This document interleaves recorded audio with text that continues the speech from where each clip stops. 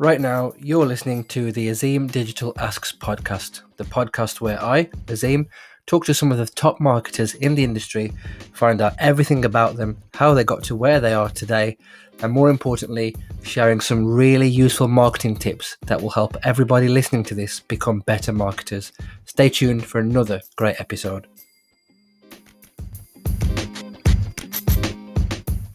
Hello and welcome back to another episode of the Azim Digital Asks podcast. I am very excited to bring you my guest today, Sarah Scarfe, the PPC obsessed, data loving digital marketer, mother of sassy cats, rainbow leader, St. John ambulance volunteer, and pixel hobby enthusiast.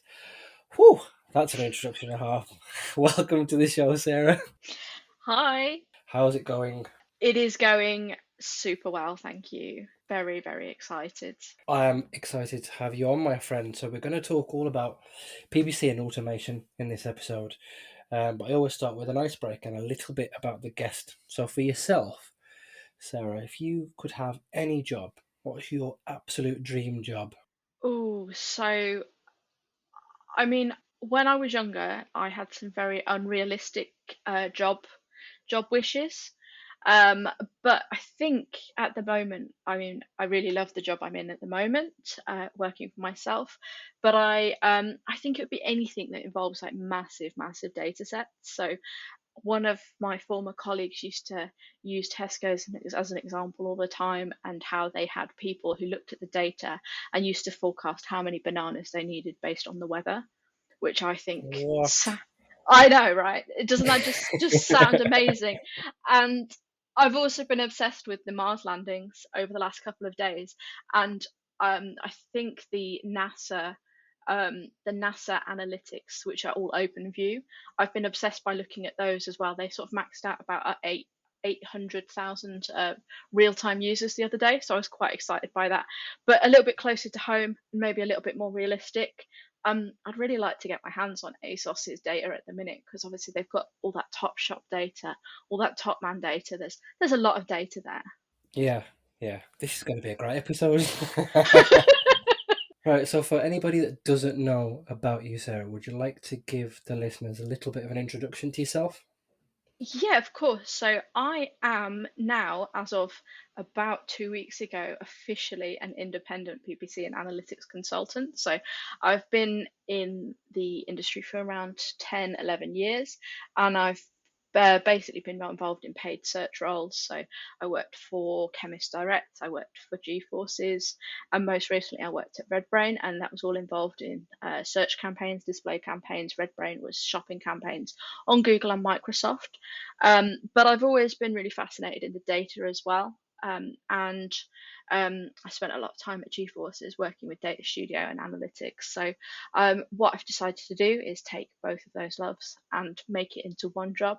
And now I'm a freelance PPC and analytics consultant, so helping people with their paid search strategy and making sure that they're tracking it all properly and tracking as much information as they can, and that they understand what they get out the back of that. So making sure that they know what they're looking at in their reports, and that their reports answer the questions that they want answering. Awesome. Well, best of continued luck with that, I should say. Sounds super interesting. And I picked up there that you said you've had a long career in the industry. So I wanted to ask you if you could start all over again, but armed with all the knowledge that you've got, what advice do you think that you'd give to yourself on day one? So my first day, I actually ended up in marketing complete by accident. I started out as I was brought in to sort out the invoices, and chase invoices that haven't been paid. And I arrived on my first day, and they had no idea I was coming because nobody had told them. And I was kind of just put to work writing product descriptions. And then I ended up in PPC again, completely by accident. One of the directors walked past and went, "You look smart. You look smart. You can help me with this." So how I would how I would give myself advice, I probably wouldn't give myself advice to the first day. Maybe check that they know you're coming. Um, but I would, and it's something I still stand by, is just keep on learning, because PPC, analytics, SEO, you probably get the same thing with SEO. It's always changing, so there's never too much there's never too much that you can learn. It's never going to be, I know everything about PPC now, I'm just going to go and learn something else from scratch. It's not like a foreign language or anything. So keep on learning and keep on asking questions, and maybe be a bit more assertive as well, because I had an incident once where internal links had all been given UTM parameters, and PPC performance completely tanked. And I kept saying, it's because you've got UTM parameters on internal links and it's overwriting the external UTM parameters. And I had that conversation for like 4 days and nobody was listening to me. So I should have been more assertive in that situation. Yeah, well, I think probably everybody listening to this has maybe been in that situation at the start of their careers. But you've led me very nicely onto the topic of our episode today. So we're going to be talking about PPC and automation. So I wanted to start by asking you, Sarah, why do you think more people should be automating PPC tasks? Because a lot of what we do in PPC is repetitive, so it's looking at the search query reports, it's looking at the same metric over and over. And if you're agency side, like I've been for a number of years, it's doing it on one account and then going on to another account and doing basically the same thing, um, probably every single day. So I think, and those tasks, I mean, I have a really high boredom threshold, but it can get boring after a time. So I don't see why, if it's something you're doing all the time and you know what your variances are, why you can't automate them and then spend, so you've got that data more easily available, and then you can spend more time doing the more creative things or the more exciting things. So things like optimizing your creatives, looking at landing pages, going into the analytics data and having a look and seeing what that traffic's doing, because there are only so many hours in a day. You can't, if you're spending 4 hours looking at your search query reports to find negative keywords, that's 4 hours you're not spending optimizing somewhere else. So trying to get more people to click Mm. on your advert or getting people to convert once they're on your website. Yeah, absolutely. That's really interesting. Led me nicely to my next question then, especially when you're talking about time and time saved. What do you think holds people back from using more automation in PPC? I think there are two things. So obviously Google are very much into their automation at the minute and they're very keen on their smart campaigns. And there's a lot of horror stories out there. And I mean, I know from my time at RedBrain, accounts would say when they had like 30 conversions on there, oh, let's move this to automated bidding. And then you do that and the performance would absolutely tank. So I think there are a lot of horror stories around some of the Google automation strategies. And I also think that it's quite scary terminology, because the first thing you look at when you look at like putting scripts into an account is, I mean, there's the word JavaScript, which used to absolutely terrify me. So I think it's a combination of things. You've got horror stories from the ready provided automation, and then some very scary terminology, particularly if you're a marketer. Like terms like JavaScript and code can be a little bit intimidating. So Yeah, absolutely. I think certainly from my own experience when I was doing PPC, definitely it seemed like a huge learning curve and it was a bit overwhelming at the start, which takes me nicely to my next question for you. So, in terms of yourself, what would you say is like your favorite piece of PPC automation, or what sort of automation tip can you share with the listeners to sort of get them going? so PPC scripts, so ad scripts are everywhere. And my key thing here is you don't have to write them from scratch. You just really need to understand what it's looking at and what it's going to output for you, and make sure you put your right variables in there. So like if you've got a script that's outputting to Google Sheets, that you copy the right sheet and put the new URL in there, and that you set the date range right and what variances you're looking at. So like how many impressions or clicks you want a campaign to have before that script starts looking at it. So I really love PPC scripts. I've never written one from scratch, because personally, for everything I've wanted, somebody's already done it. So I go onto their blog, so like Brain Labs, for example, or Neil's website, and find the Yeah. script and to copy the instructions and basically make sure I understand what they're telling me, because most of the time they will annotate the code so you know exactly what they're looking at. So it shouldn't be making any changes that surprise you.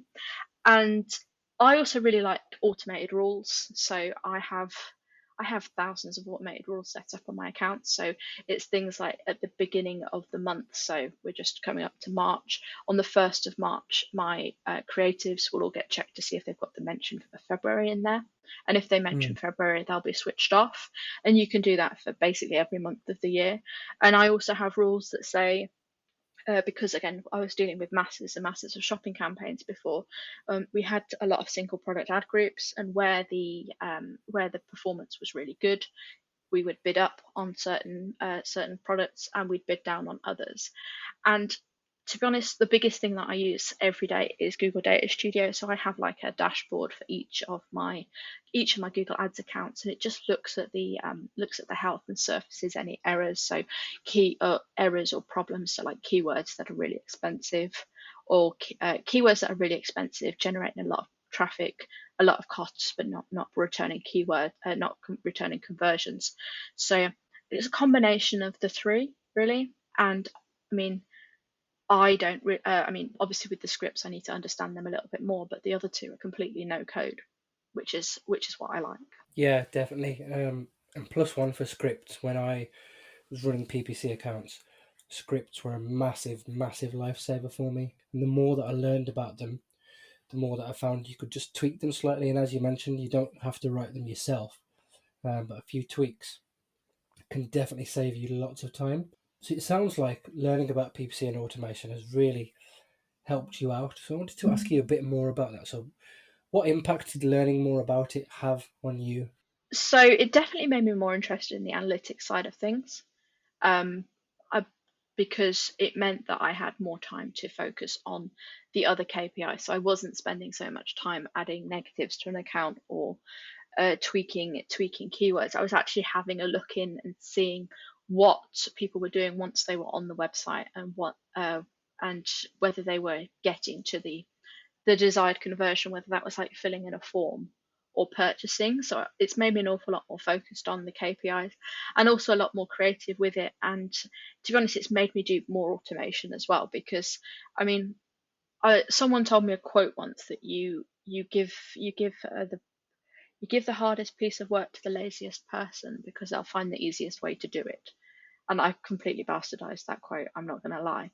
But um, but once you have some things automated, it makes you want to automate more things, because then you've got more time to do I don't even want to say the sexy stuff, but you've got more time to do the creative things that might not have been looked at as much in the past. So adding in add extensions, looking at friction points in the conversion funnel, looking at landing pages and saying, well, you want people to fill in this form, but they have to scroll 6 times before they get to that form. Put it higher up the page to see what happens. So more testing, more automation, more creative, and more performance as well. Because when you're not doing dull, repetitive things all the time, um, it does make you feel better and more motivated, I think. Yeah, absolutely. Again, plus one. Couldn't agree more with that. If there are people listening to this in PPC and want to sort of get into this area and learn more about PPC and automation, where would you recommend they go? So I think there are a couple of places they can go. So one of my favorite tools, and they're really big on optimization, is actually Optimizer. So they have their advanced rule engine, which is it's amazing. So it lets you split the data in more ways. So for shopping, for example, you can do it by product price bucket, which is something you can do with the data from the merchant center, but it needs a bit more setup. So what we learned from that was actually there were certain products we didn't have to promote because they were never going to make us a return, because Redbrain are commission focused. So we only get paid when we don't get paid for the click, we get paid when somebody makes a purchase on a website. So they're really performance focused campaigns. So actually there was like products below a certain price that it wasn't worth bidding on, because if somebody went onto the site and only bought one of those, it wouldn't it wouldn't return enough for Red Brain. And then there were other ones where we knew they were basically a potential gold mine, and they've got their advanced rule engine is really good because you can basically tell it exactly what variables you want to look at, so what date range you want it to look at. So I used to have ones that based on like the last 14 days performance, campaigns that had spent over X and returned Y return on ad spend, and those would be bid up, and then the equivalent would be who'd made a poor return on ad spend would be bid down. So it's a really cool tool to use. And the other place where I learn a lot is I mentioned him already, and I can't say his name, but Niels Rumens. So he's like an ad scripts guru. Yeah, His newsletter comes out. I want to say almost daily, and they've always got a really useful tip in there. So I find those two really great. And one of the other places that I look a lot is just on the PPC chat hashtag on Twitter to see what people are talking about, because there's always people on there promoting like their latest blog article or changes that Google have made that you might not have spotted for yourself. yeah, absolutely. Somewhere that I often look as well. Sadly, we are nearing the end of this episode, but I can say for certain knowledge bombs galore. If I said to you up to three things, what things would you want listeners to take away from this episode with you? So my first one is you don't need to rely on Google's automation. If it works for you, it works for you.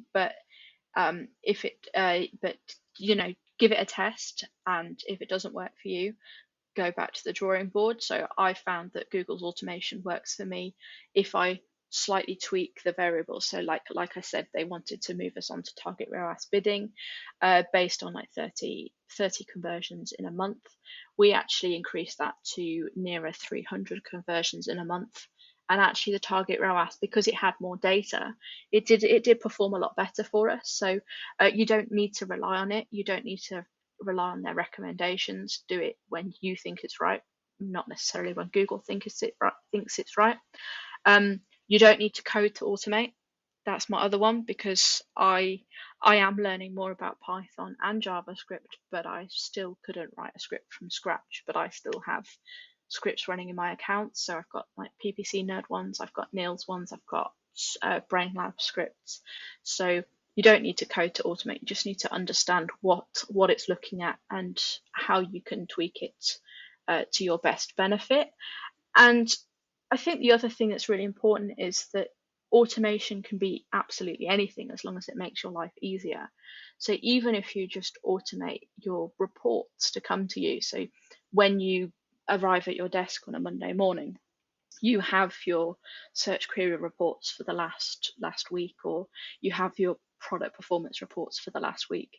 Even if you just automate those, that's a form of automation that makes your life easier, because you don't need to go into Google Ads or Microsoft Advertising or the Merchant Center or analytics to pull all the data before you can start your day. So it can be anything, and that's why I really like automation, and that's why I have all these dashboards and templates set up, because I have the information right there when I switch on my machine and can start making changes pretty much immediately. Brilliant, brilliant. What awesome tips there. I'm almost guilty that people are getting this for free. I'm going to start charging for this. Thanks for being a brilliant guest, Sarah. If anybody wanted to get in touch with you or learn more about you or follow you on social media, how would they do that? So I'm on Twitter as Sarah Scarfe MKTG. I'm not Sarah Scarfe because that's a friend of mine, that's a relative of ours. They can also find me on my website, sarahscarfe.com. It's a bit of a work in progress. And you can email me at any time at hello@sarahscarfe.com. Awesome. As I mentioned earlier, thank you for being a brilliant guest. Lots of knowledge shared on this episode. Really looking forward to listening back and editing this. But as always, this is the part where I shut up and let my guests have the final say. So, within reason, open forum, the last word on the episode is all yours. Data Studio, it's honestly one of the best free tools out there. So have an explore with it. You can't break anything in Data Studio. I mean, I've done a lot of talks about Data Studio recently, and what intimidates people is the fact that they think that they can somehow wipe all their data. So Data Studio, explore with it, experiment with it. You absolutely cannot break it.